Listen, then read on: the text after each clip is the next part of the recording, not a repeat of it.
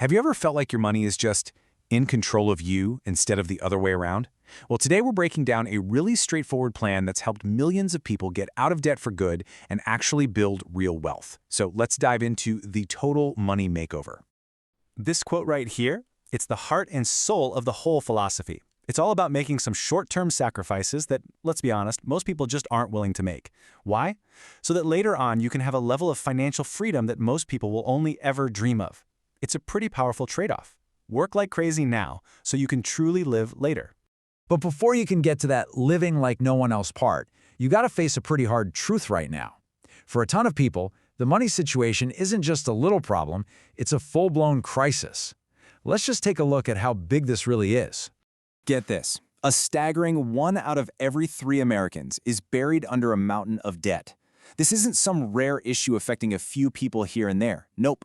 It's a huge challenge hitting millions of families, which is why this conversation is so important. So where does the change begin? Well, the core idea here is that your financial life only really turns around when you decide to take total personal responsibility. It's about looking yourself in the mirror and making a solid commitment to change your habits, starting, like, right now. All right, before we even get to the step-by-step action plan, we've got to do a little unlearning. See, there are these money myths that are so deeply ingrained in our culture that they keep people stuck. So let's bust a couple of the big ones, shall we? We've all heard this one, right? You need debt to get ahead. But the truth is, debt just piles a massive amount of risk onto your life. And the wealthy, they really don't use it nearly as much as we're led to believe. It's not a tool, it's more like a trap. This whole plan forces you to completely redefine what normal means. We've just accepted that things like car payments and insane student loans are a part of life. But the book is really blunt about it. Normal is broke. And student loans, yeah, they're described as a financial cancer that you have to cut out. You see, the real enemy here isn't the credit card companies. It's just not knowing how this stuff works. You don't have to be a math whiz, not at all. But you do have to get educated on how money actually works.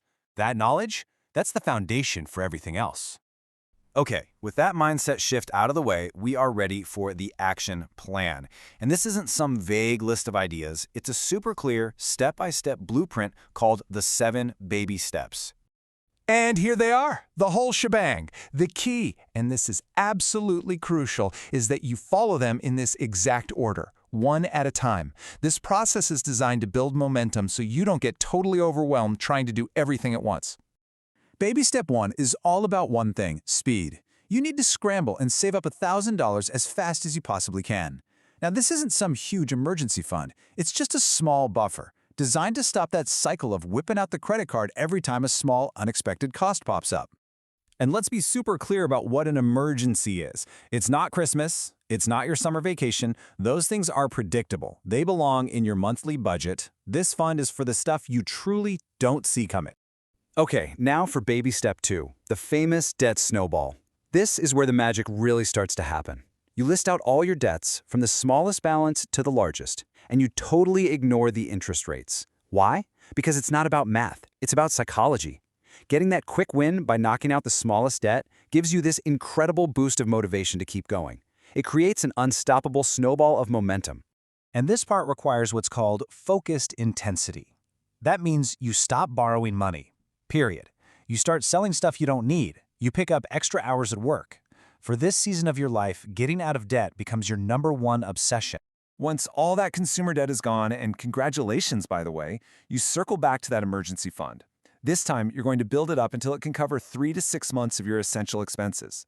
This is your real shield against major life hits, like a job loss, so you never ever have to go back into debt again. Now that you have no payments other than your mortgage, it's time for baby step 4.